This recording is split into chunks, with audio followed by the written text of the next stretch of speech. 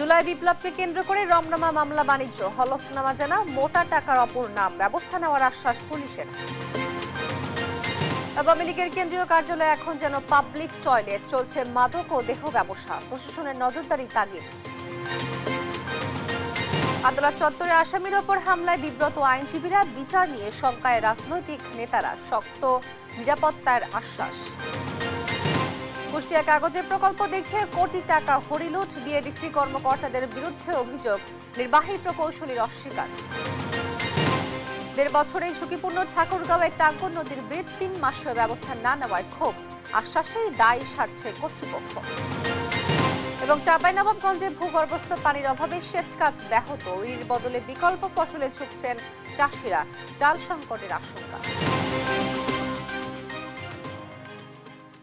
দেখছিলেন শিরোনাম সংবাদ সকালে, আপনাদের সঙ্গে আছি আমি তোয়া আফরোজ।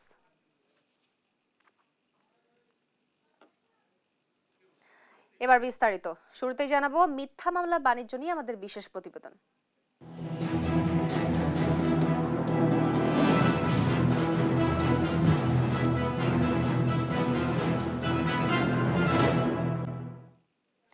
চাকরির প্রলোভনে মামলা, বাসা ভাড়ার প্রলোভনে অব্যাহতি, হলফনামা যেন মোটা অঙ্কের টাকার অপর নাম।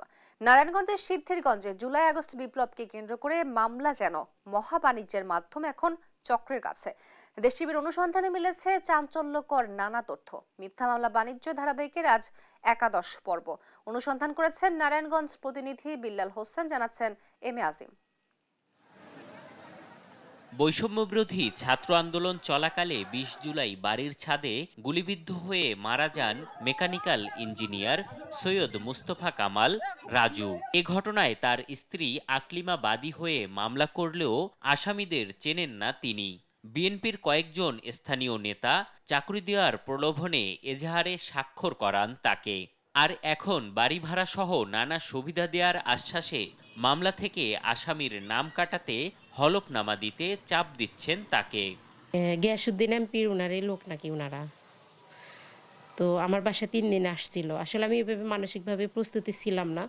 তো ওনারা আসছিলেন, ওইখানে মামলা হয়েছিল আর কি। কেমনে বলছিল আর কি চাকরি দিবে, আমার ছেলেরে পড়াবে, এরকম আর কি। এবার অভিযুক্ত সে বিএনপি নেতাদের মুখোমুখি হতে চাই আমরা, তবে কথা বলতে রাজি নয় তারা। মহিলায় দল থেকে টাকা পাইছে, মহিলা চাকরি চাইছে, চাকরি ওখানে এমপি সাহেবের ওখানে তাকে দেওয়া হয়নি। এদিকে সিদ্ধিরগঞ্জে তুহিন নামের আরেক যুবক নিহতের ঘটনায় রাফিদ নামের একজন মামলা করে লাপাত্তা। এজাহারে দেয়া ফোন নম্বরের মালিক ও সাক্ষীরাও চেনেন না এ বাদীকে। এখানে ভিতরে সাক্ষীর ভিতর আমার নাম। তখন তার সাথে কথা বললাম, সে বলল যে তুই এগুলো নিয়ে টেনশন করিস না, আমি এগুলো করে দিব, তোর কোনো সমস্যা হবে না। তাই আমি বললাম যে আচ্ছা ঠিক আছে। কিন্তু এরপর ঠাস করে তার সাথে আর কোনো কন্ট্যাক্ট নাই, সে আর তারা এলাকাতে এসেও পাই না। কিভাবে নাম্বার দিলে আমি তার আসলে এই বিষয়ে জানি না, তারা হয়তো শত্রুতামি করে কোনোভাবে আমার নাম্বারটা ইউজ করে। তবে জেলা বিএনপির সভাপতির দাবি, মামলা দিয়ে বাণিজ্য করা হলে ব্যবস্থা নেওয়া হবে। মানুষের একটা পারসেপশন স্বৈরাচারী সরকারের পতনের পর এখন বিএনপি ক্ষমতায়, যা কিছু করে সব বিএনপি, এতে করে আমাদের দলের ভাবমূর্তি অনেকভাবে নষ্ট হচ্ছে। এদিকে মামলা বাণিজ্য ও বিনা কারণে হয়রানি করা হলে তাদের বিরুদ্ধে ব্যবস্থা নেওয়া হবে বলে জানিয়েছে জেলা পুলিশ। না, এই জাতীয় কোনো বিষয় আমার নলেজে নাই। এক্ষেত্রে যদি বাদী মামলা না করে থাকেন তাহলে সেটা তিনি আমাদের তদন্তকারী কর্মকর্তার কাছে বা আদালতের কাছে গিয়ে তিনি বলতে পারেন। এমন মামলা বাণিজ্য করে সঠিক বিচার ভিন্ন খাতে নেয়া বন্ধ করার সাথে সাথে নিরীহ মানুষকে হয়রানি বন্ধের দাবি নারায়ণগঞ্জবাসীর। এম এ আজিম, দেশ টিভি, ঢাকা। এবার জানাবো অন্যান্য প্রসঙ্গ। আওয়ামী লীগের কেন্দ্রীয় কার্যালয় যেন এখন পাবলিক টয়লেটে পরিণত হয়েছে। আশপাশে অবস্থানরতরা হরহামেশায় ভবনটির নিচতলায় সারছেন প্রাকৃতিক কাজ। ওপরের তলাগুলো অবস্থা আরো ভয়াবহ। মাদকসেবী সহ দখলে নিয়েছে দেহ ব্যবসায়ীরা। সানোয়ার হোসেন সানির ক্যামেরায় এম এ আজিমের রিপোর্ট। আওয়ামী লীগের কেন্দ্রীয় কার্যালয়, নেতাকর্মী নয়, আশেপাশের মানুষ মাঝে মধ্যেই ঢুকছেন অফিসটিতে। তবে দলীয় কোনো কর্মসূচি নয়, একান্তই প্রকৃতির ডাকে সাড়া দিতে। আপনার পাবলিক টয়লেট এই কেন এটা তো আমরা বলতে পারবো না, মানে সবাই এটাই বলতে আছে। আওয়ামী লীগ অফিস তো ছিল একসময়, এখন তো নাই। এখন আমি একটু প্রশা করব। আওয়ামী লীগ সরকার পতনের পর এমন অবস্থা চলতে থাকায় দুর্গন্ধে এখানে 1 মিনিট অবস্থানই কষ্টসাধ্য হয়ে দাঁড়িয়েছে। একসময়ে আওয়ামী লীগের কেন্দ্রীয় কার্যালয়ের নিচতলাটি এখন একদমই পাবলিক টয়লেট বলা চলে। তবে এর উপরের তলাগুলোর কি অবস্থা এখন, কি হচ্ছে সেখানে দেখতে চাই আমরা।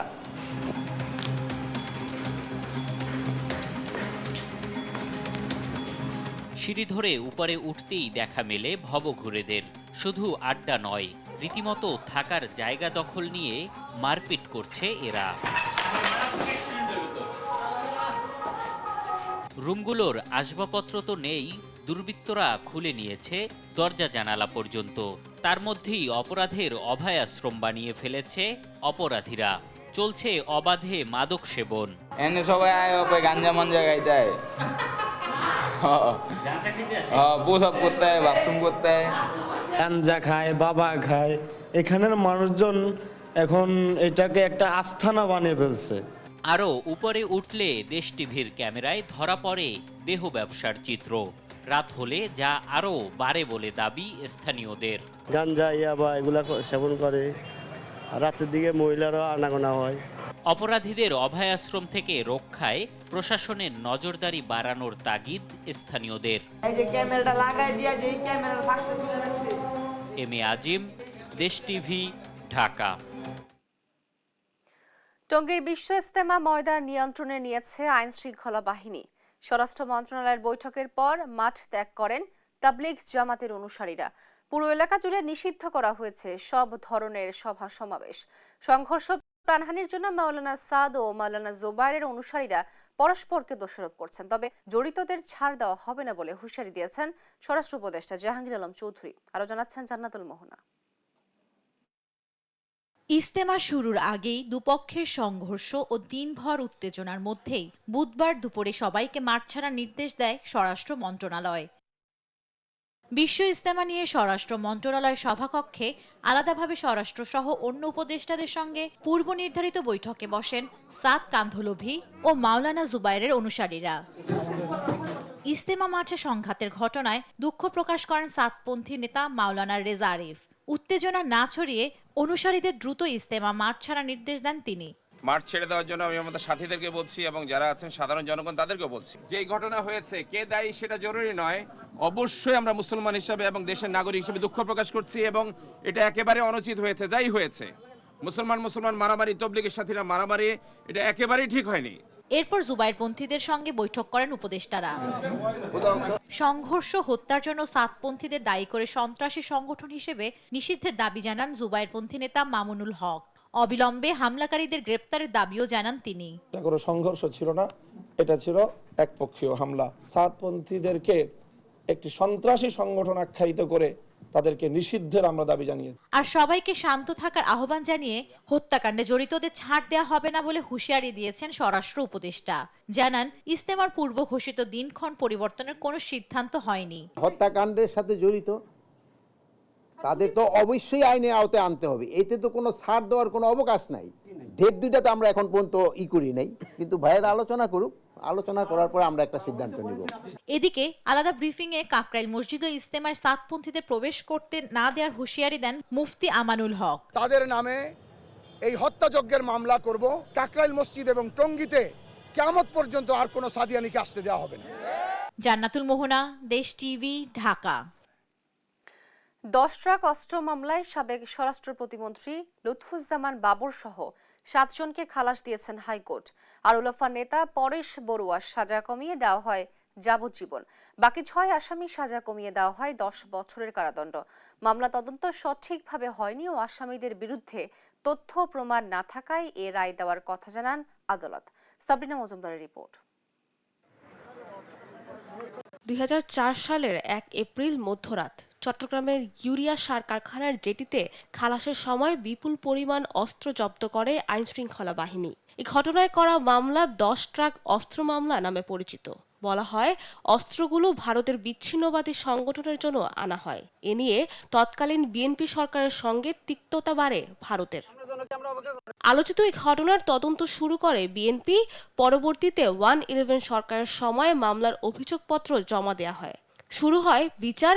28 জনের সাক্ষ্য গ্রহণ শেষ হলেও আওয়ামী লীগ সরকার ক্ষমতায় এসে নতুন করে তদন্ত শুরু করে। অভিযুক্ত করা হয় তৎকালীন স্বরাষ্ট্র প্রতিমন্ত্রী লুৎফুজ্জামান বাবর, শিল্পমন্ত্রী মতিউর রহমান নিজামী সহ বেশ কয়েকজনকে। চূড়ান্ত বিচারে বাবর, নিজামী, উলফা নেতা পরেশ বড়ুয়া সহ 14 জনকে মৃত্যুদণ্ড দেয় আদালত। বিচারিক আদালতের রায়ের 10 বছর পর 14 আসামির মধ্যে 7 জনকে খালাস দেন উচ্চ আদালত। আর মৃত্যুদণ্ডের সাজা কমিয়ে 10 বছর কারাদণ্ড হয় 6 জনের। উলফা নেতা পরেশ বড়ুয়াকে দেয়া হয় যাবজ্জীবন কারাদণ্ড। এই রায়ে সর্বমোট খালাস পেয়েছেন 7 জন। এই 7 জনের ভিতরে 4 জন খালাস পেয়েছেন যারা কন্টেস্ট করেছেন।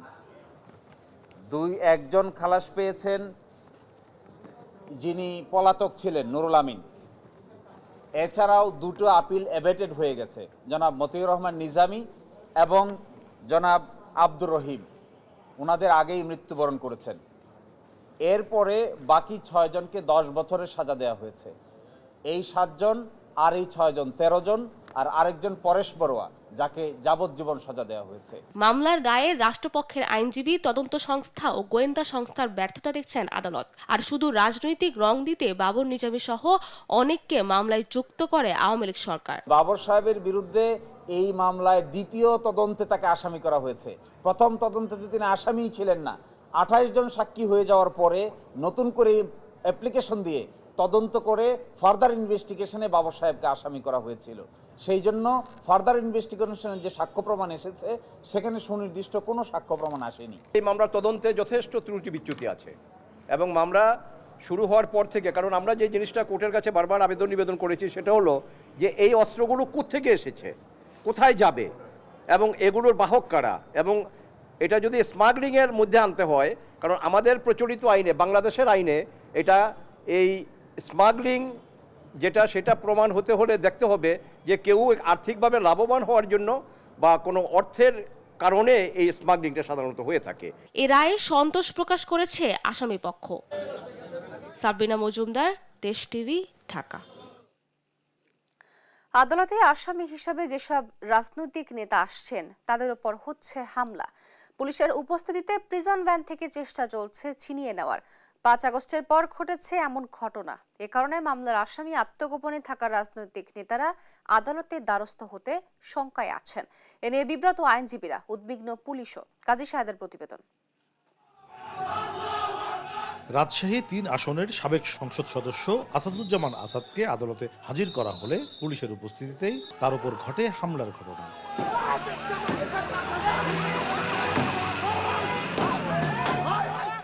একই কায়দায় হামলার ঘটনা ঘটে রাজশাহী মহানগর আওয়ামী লীগের সাধারণ সম্পাদক ডাব্বু সরকারের উপর। এর আগেও গ্রেপ্তার রাজনৈতিক নেতাকর্মীদের ওপর হামলা হয় আদালত চত্বরে। ফলে মামলার আসামি হয়ে আত্মগোপনে থাকা নেতারা বিচারের মুখোমুখি হতে উদ্বিগ্ন। আমরা সবাই বিষয়ে আতঙ্কিত। আমরা যে আদালতে বিচার প্রার্থীর জন্য যাব, জামিনের জন্য যাব, সেজন্য আমরা যেতে সাহস পাচ্ছি না। বর্তমান প্রেক্ষাপটে যে মব জাস্টিস গুলো হচ্ছে, অন্যায় অবিচার হচ্ছে, বিচার ব্যবস্থার কোনো নিশ্চয়তা নাই। এই কারণে তো আমরা নিজেরা আদালতে যেতে পারছি না। এখানে অপরাধী ছেয়ে গেছে, তারা কোর্টে গেলে, হাজিরা দিতে গেলে তারা যেভাবে ন্যাক্কারজনক ঘটনাগুলো ঘটাচ্ছে, আমাদের মামলা মোকদ্দমাগুলো নিয়ে আইনের দ্বারস্থ হওয়ার জন্য সেই সুযোগ আমাদেরকে তারা দিচ্ছে না। সিনিয়র আইনজীবীরা বলছেন, বাদী আসামির নিরাপত্তার দায়িত্ব আদালতের। বিচার প্রার্থীর উপর হামলার ঘটনা অনভিপ্রেত।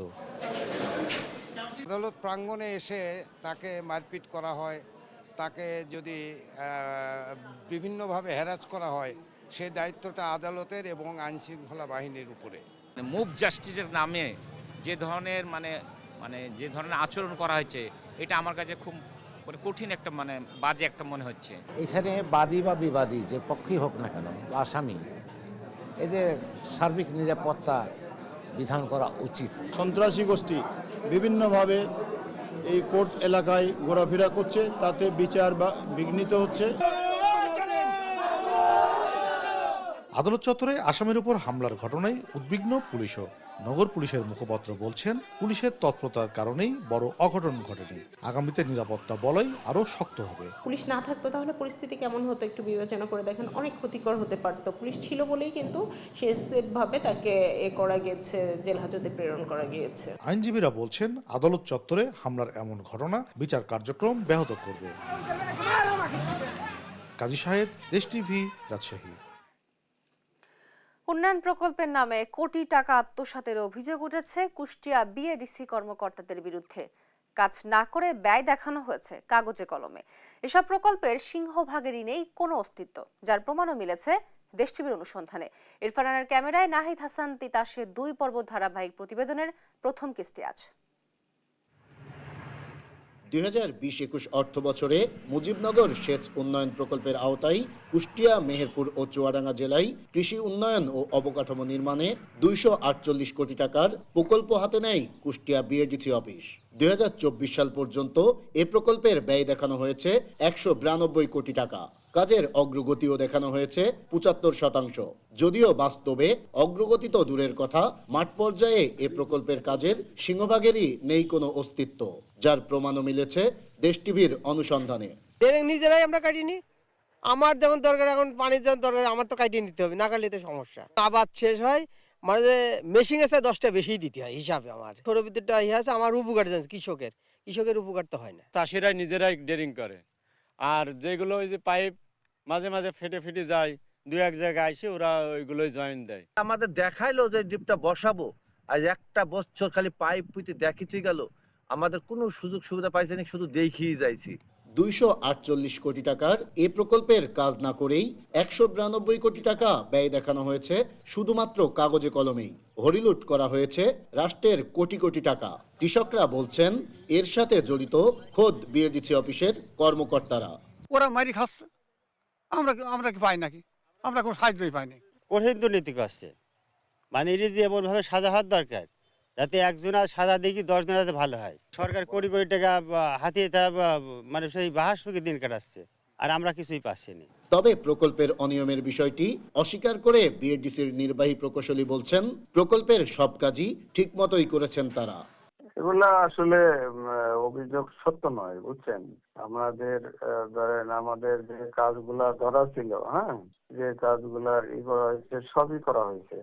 এখন মনে করেন যে একটা মহল আপনার মানে স্বার্থের জন্য এগুলা আর কি করে বেড়ায় আর কি। শুধুমাত্র কাগজে কলমে ব্যয় দেখিয়ে উন্নয়ন প্রকল্পের নামে রাষ্ট্রের কোটি কোটি টাকা আত্মসাৎকারীদের বিরুদ্ধে তদন্ত সাপেক্ষে ব্যবস্থা চাই 3 জেলার সুবিধাবঞ্চিত কৃষকেরা। নাহিদ হাসান তিতাস, দেশ টিভি, কুষ্টিয়া। কনকনে ঠান্ডায় জবুথুবু কুড়িগ্রাম জেলার মানুষেরা। এ বিষয়ে বিস্তারিত জানাতে সরাসরি যুক্ত হচ্ছেন সহকর্মী জুয়েল রানা। জুয়েল, জনজীবনে শীতের প্রভাব কেমন দেখছেন জানাবেন? তোহা, আপনি যেমনটি বলছিলেন, কুড়িগ্রামে কিন্তু গত 3 সপ্তাহ ধরে 11 থেকে 13 ডিগ্রি সেলসিয়াসে উঠানামা করছে এখানকার তাপমাত্রা, যার কারণে কিন্তু ঠান্ডার যে তীব্রতা এটি কিন্তু বেশি অনুভূত হচ্ছে। বিশেষ করে দিনের বেলা কিন্তু সূর্যের যে উত্তাপ, সূর্যের দেখা মিললেও সূর্যের উত্তাপ না থাকার কারণে কিন্তু ঠান্ডার বেশি অনুভূত হচ্ছে। বিশেষ করে সকাল এবং সন্ধ্যা থেকে পরের দিন সকাল পর্যন্ত ঠান্ডার যে তীব্রতা সেটি কিন্তু অনুভূত হচ্ছে এবং রাত্রে ঘন কুয়াশা বৃষ্টির মতো ধরতে থাকে। আমরা দেখেছি যারা শ্রমজীবী মানুষ রয়েছে এই অঞ্চলে তারা কিন্তু বিপাকে পড়েছে। আমি যদি একটু আপনাকে দেখাতে চাই, এখানকার আমি যে এলাকাটিতে রয়েছে সেখানে কিন্তু অনেক লোকজন খড়কুটো জ্বালিয়ে তারা কিন্তু শীত নিবারণের চেষ্টা করছে। এছাড়াও কিন্তু বিভিন্ন আরেকটি তথ্য আপনাকে জানিয়ে রাখি, যেহেতু বড় মৌসুম চলছে, এখানকার যারা কৃষক রয়েছে তারা কিন্তু বড় বীজতলা তৈরিতে আসলে ব্যস্ত সময় পার করছে এবং ঠান্ডার কারণে অনেকের বীজতলা কিন্তু সাদা এবং লালচে হয়ে গেছে। কৃষি বিভাগ বলছেন তারা কিন্তু এইসব কৃষকদের আসলে পরামর্শ দিচ্ছেন। তারা বলছেন যে বীজতলা পলিথিন দিয়ে ঢেকে রাখার পরামর্শ দিচ্ছেন। এছাড়াও কিন্তু সকালবেলা রশি দিয়ে বীজতলা থেকে কুয়াশা ঝেড়ে ফেলার জন্য আসলে পরামর্শ দিচ্ছেন। এছাড়াও কৃষি বিভাগ বলছেন যে 10 ডিগ্রির নিচে তাপমাত্রা নামলে কিন্তু বীজতলার একটি ক্ষতির আসলে আশঙ্কা করছে। এছাড়াও আমি এখানে একজন রয়েছে, আসলে আমি যদি একটু কথা বলতে একটু, আসলে আপনি একটু বলবেন যে কেমন ঠান্ডা দেখছেন, কি অবস্থা সব মিলে? ঠান্ডা খুব, সকাল সন্ধ্যে খুব ঠান্ডা, বিভিন্ন জায়গার মধ্যে কম্বল টম্বল দিবে নাকি আমার কিছুই নাই, বিভিন্ন ঠান্ডার জন্য কাজ কামাই কিছু করি এর বাবা নাকি দিনে। তোহা, আপনাকে জানিয়ে রাখি আজ জেলার সর্বনিম্ন তাপমাত্রা রেকর্ড করা হয়েছে 11.4 ডিগ্রি সেলসিয়াস। এছাড়াও কিন্তু স্থানীয় যে প্রশাসন রয়েছে তারা কিন্তু বিভিন্ন উপজেলায় শীত বস্ত্র হিসেবে কম্বল বিতরণ করছে, তা কিন্তু প্রয়োজনের তুলনায় অনেক কম। এছাড়াও কিন্তু আমরা বিভিন্ন সময় দেখে আছি যে সরকারের পাশাপাশি বিভিন্ন সামাজিক সংগঠন কিন্তু কুড়িগ্রামের যে চরাঞ্চলগুলো রয়েছে সেখানকার যে শীত বস্ত্র বিতরণ করে তেমনটি কিন্তু এবার চোখে পড়ছে না। তোহা। জুয়েল, আপনাকে ধন্যবাদ। কনকনে ঠান্ডায় জবুথুবু কুড়িগ্রাম জেলার মানুষরা, এই বিষয়ে বিস্তারিত জানাচ্ছিলেন আমাদের সহকর্মী জুয়েল রানা। ঠাকুরগাঁওয়ে টাঙ্কন নদীতে 6 কোটি টাকার বেশি ব্যয় ব্রিজের নির্মাণ কাজ শেষ হওয়ার 1.5 বছরের মাথায় একপাশের সংযোগ সড়ক ধসে পড়েছে। ব্রিজের পিলারে তলা থেকেই সরে গেছে মাটি, পাশাপাশি সাইড ব্লকে দেওয়া পিলারও ভেঙে গেছে। ব্যবহার উপযোগী রাখতে বাঁশের বেড়া দিয়ে সংযোগ সড়কটি আটকে দিয়েছেন স্থানীয়রা। 3 মাস ধরে ব্রিজটি বেহাল অবস্থায় থাকলেও সংস্কারে তেমন কোনো উদ্যোগ নেই বলে দাবি স্থানীয়দের। সহকর্মী শাকিল আহমেদের পাঠানো তথ্য ছবিতে ডেস্ক রিপোর্ট। ঠাকুরগাঁও সদর উপজেলার আসাননগর খাড়াবাড়ি এলাকায় টাঙ্গন নদীর উপরে 90 মিটার একটি ব্রিজ নির্মাণ করা হয়। ব্রিজটি নির্মাণে ব্যয় হয় 6,03,49,941 টাকা। 2023 সালের 2 মার্চ উদ্বোধন করা হয় এটি। তবে বৃষ্টি নির্মাণের পর থেকেই শুরু হয় নানা সমস্যা। সড়কের দেয়াল ও ব্লকগুলো নদীতে ধসে পড়েছে, যা স্থানীয়দের উদ্বেগের কারণ হয়ে দাঁড়িয়েছে। বর্ষার মৌসুমে ব্রিজের পশ্চিম পাশের সড়ক ও ব্লক নদীতে তলিয়ে যায়, এমনকি পিলারও ভেঙে পড়েছে। বৃষ্টি ঝুঁকিপূর্ণ হয়ে পড়ায় হালকা যানবাহন ছাড়া বড় যানবাহন চলাচল করতে পারছে না। 3 মাস পেরিয়ে গেলেও সংশ্লিষ্ট কর্তৃপক্ষের পদক্ষেপ না নেয় ক্ষোভ জানান স্থানীয়রা। 6 কোটি টাকারও বেশি টাকা খরচ করে ব্রিজ করা হয়েছে, 1 বছর যায় নাই, তার আগেই মনে করেন এখানে ব্রিজের সাথেই পশ্চিম পাশে ভাঙে গেছে। আসলে কোটি কোটি টাকা দিয়ে ব্রিজ করার প্রয়োজন কি? যদি ব্রিজ আমাদের ভেঙেই যায় 1 বছরের মাথায়, তাহলে তো ব্রিজের আমাদের আসলে কোনো প্রয়োজন নেই। এটা অতি তাড়াতাড়ি মেরামতের প্রয়োজন। আমরা চাই এই রাস্তাটা অতি তাড়াতাড়ি মেরামতের জন্য যা যা করার প্রয়োজন সংশ্লিষ্ট কর্তৃপক্ষের জন্য আমরা আহ্বান জানাচ্ছি। দ্রুত সময়ের মধ্যে ব্রিজ ও সংযোগ সড়কের সংস্কারের আশ্বাস দিয়েছেন উপজেলা প্রকৌশলী আব্দুল কাদের। জনগণের কষ্ট দূরীকরণের জন্য এলজিইডি কর্তৃপক্ষ জরুরি ভিত্তিতে যানবাহন চলাচলের উপযোগী করে মেরামত করেছে এবং সদর দপ্তরে প্রতিবেদন প্রেরণ করা হয়েছে এবং প্রাক্কলনও প্রেরণ করা হয়েছে। প্রাক্কলন অনুমোদন হলে অতি জরুরি ভিত্তিতে সেটি মেরামত করা হবে। দ্রুত ব্রিজটি সংস্কার করে যান চলাচল স্বাভাবিক করার দাবি জানিয়েছেন এলাকাবাসী। নিউজ ডেস্ক, দেশ টিভি। চাঁপাইনবাবগঞ্জে দেখা দিয়েছে ভূগর্ভস্থ পানির তীব্র সংকট। বরেন্দ্র অঞ্চলের খাদ্যশস্য উৎপাদনে বাড়ছে অনিশ্চয়তা। সদর নাছোড় ও গোমস্তাপুর উপজেলায় প্রতি বছর পানির স্তর নিচে নেমে যাওয়ায় ইরি ধান চাষে নিরুৎসাহিত করছে বিএমডিএ। কৃষকরা বাধ্য হচ্ছেন অন্য ফসল চাষে। বরেন্দ্র উন্নয়ন কর্তৃপক্ষের হঠকারী সিদ্ধান্তে চাল সংকট দেখা দিতে পারে বলে অভিযোগ কৃষকদের। সহকর্মী তারেক রহমানের রিপোর্ট জানাচ্ছেন আপন আপু। বরেন্দ্র এলাকায় মাসখানেক ধরেই চলছে আমন ধান ঘরে তোলার কাজ। জমি প্রস্তুত করছিলেন ইরি ধান চাষের জন্য। এমন সময়ে ইরি ধান চাষ না করতে গভীর নলকূপের অপারেটর ও সংশ্লিষ্ট কৃষকদের মাঝে লিফলেট বিতরণ করে বরেন্দ্র উন্নয়ন কর্তৃপক্ষ বিএমডিএ। নির্দেশ অমান্য করে ধান চাষ করলে বেঁধে দেওয়া সময়ের বেশি বিদ্যুৎ না দেওয়ারও ঘোষণা দেয় তারা। তাই বাধ্য হয়ে কৃষকরা প্রস্তুতি নিচ্ছেন গম, মসুর ডাল ও ভুট্টা আবাদের। আমাদের এই উঁচু এলাকাতে পানির তলকার লিয়ার পানির সমস্যা খুব, ওই জন্য সব জায়গাতে আমাদের এই পানি পাওয়া যায় না। ওই যে সব জায়গাতে ডিপ আছে সেই সব জায়গাতে ইরি হচ্ছে, কিন্তু তাও এবার বরেন্দ্র ইরি করতে মানা করেছে। ফসলের পানি কম লাগবে, এগুলো জন্য ফসল করতে হয়। ধান টানের ফসল সামনে ইরিতে আপনার পানি চাষটা বেশি লাগবে। এই কারণে এই যে ডাল, এই যে মুসরি, শস্য, গম, বুট এই চাষগুলো করতে বলেছে। পানি না পাইলে তো চাল তো তৈরি করতে পারতেছি না, তো সেই হিসাব তো করা লাগবে আমাদের জন্য। এই জন্য হয়তো বা বরেন্দ্ররা হিসাব করে দেখতেছে। কৃষকদের দাবি লাখ লাখ টাকা খরচ করে সোলার সিস্টেম পাতকুয়া নির্মাণ করলেও এর কোনো সুফল পাচ্ছে না তারা। বিএমডিএ কর্মকর্তাদের লুটপাট আর অর্থ আত্মসাতের কারণেই দুরবস্থায় কৃষকরা। ওই বড় ডিপ গালব আছে তো, এখন ওরা বলছে কি যে বড় ডিপে জায়গা জায়গা বসালে পানি পাবে না, উঠবে না, এই জন্য এগুলো বাসা তো কোনো কাজই হচ্ছে না আপনার। সারাদিনে আপনার 10 কাঠা ভিজবে না, আর অথচ অনেক জমিগুলো ব্যাপক ফাঁকা পড়ে আছে, দেখেন কোনো ডিপ নেই। ধান চাষ কমানোর বার্তা দিয়ে ডিপ টিউবওয়েল অপারেটরকে নির্দেশ দেওয়া হয়েছে অন্য ফসলে সেচ দিতে। আর চাঁপাইনবাবগঞ্জ বিএমডিএ কর্মকর্তারা বলছেন ভূগর্ভস্থ পানির উপর চাপ কমাতেই এমন সিদ্ধান্ত। বন্যা অফিস থেকে আমাকে বললো যে পানি তো সেদের সংকট হয়েছে এখন, তো আমরা এত দূর তুমি আবাদ দিবা না, মোটামুটি ধরুন কি যে আছে 50 বিঘা কি 100 বিঘা, তুমি অর্ধেক কমাইবে ধানের সঙ্গেই, তার বাদ বাকিগুলা আপনার ওই আলু, আপনার এই মসুরি, শস্যা, খেসারি, মটর এইসবগুলা বলছে কি যে লাগাও। মানে ভূগর্ভস্থ পানির ওপর চাপ কমানোর জন্য আমরা এই উদ্যোগটা বর্তমানে নিচ্ছি। কারণ আমাদের যেভাবে ভূগর্ভস্থ পানি উত্তোলিত হচ্ছে ধানের জন্য, সেভাবে পানি উত্তোলিত হতে থাকলে ভবিষ্যৎ প্রজন্মের জন্য এটা আরও হুমকি হয়ে যাবে। এই জন্য যেই ফসলটাই পানি কম লাগবে, যেমন ধরেন যে আপনার গম, সরিষা, ভুট্টা বা আলু বা অন্যান্য ডাল জাতীয় শস্য। বিএমডিএর অনিয়ম দুর্নীতি খতিয়ে দেখা ও সারা বছর সেচ চালু রাখার দাবি কৃষকদের। নিউজ ডেস্ক, দেশ টিভি। নানা সমস্যায় ধুঁকছে ফরিদপুরের মধুখালীর কামারখালী ইউনিয়নের বীরশ্রেষ্ঠ শহীদ মুন্সি আব্দুর রউফ গ্রন্থাগার ও স্মৃতি জাদুঘর। নেই উল্লেখযোগ্য স্মৃতি সংগ্রহ, তার পৈতৃক ভিটাও জরাজীর্ণ অবস্থায় রয়েছে। যাতায়াতের ইটের রাস্তাটিও ধীরে ধীরে বিলীন হচ্ছে নদীগর্ভে।